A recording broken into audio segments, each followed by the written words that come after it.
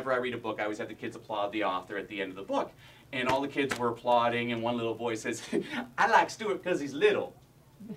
And Howard gets up. He's like, don't you get it? Don't you get it? We all be little. We all be little.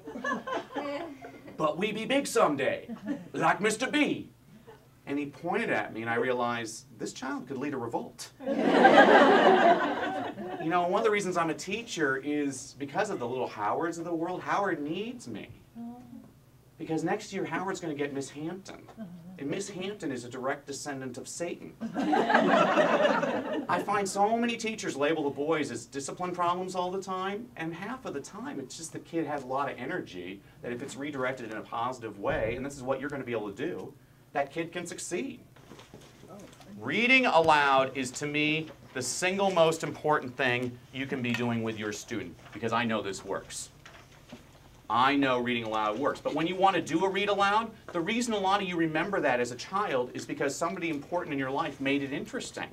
Make the read aloud interesting. You know, I'm sorry, what's your name? Elizabeth. Elizabeth just shared this wonderful anecdote where Peter O'Toole, he was with her husband, and he was at his house, and he had to excuse himself to go read to his child, and he came back 45 minutes later drenched in sweat. He did a good read aloud. He brought it to life for the kid. I mean, I used to always do this with my students. I mean, if I'm reading with a kid about a Christmas Carol, I make the kids part of the story. Every time I say Ebenezer Scrooge, the kid goes, bah humbug!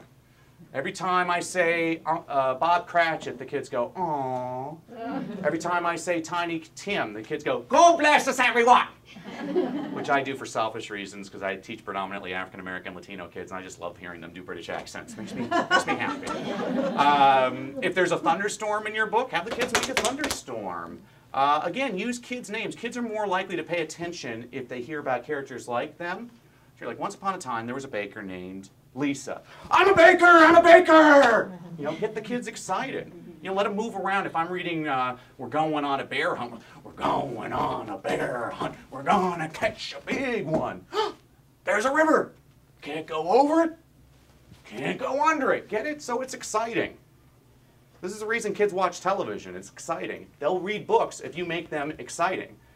Because a good volunteer can make any book exciting. You know, I'm going to read your standardized test today. Question number 1. You ready? And a bad teacher can make this book horrible. Time to read again. Click, clack, moo, cows the type. You know, have a little enthusiasm. I used to always ask my fellow teachers, why are my students so hyperactive? It's because I'm hyperactive. One day when I was teaching 5th grade, I showed up to school with the flu, and I looked at my kids, I said, ladies and gentlemen, Mr. Brassell has the flu today. For the love of God, please take it easy on me today. And guess what the kids did for the rest of the day? They helped each other. They were quiet. They walked slowly.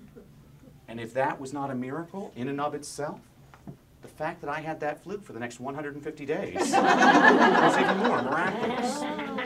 I want you to read aloud every single session. A lot of these you might find you don't like as much, which is fine. I'm telling you that your first session, you should definitely do this order, then do it based on whatever you feel comfortable with. I mean, just always keep fun in mind.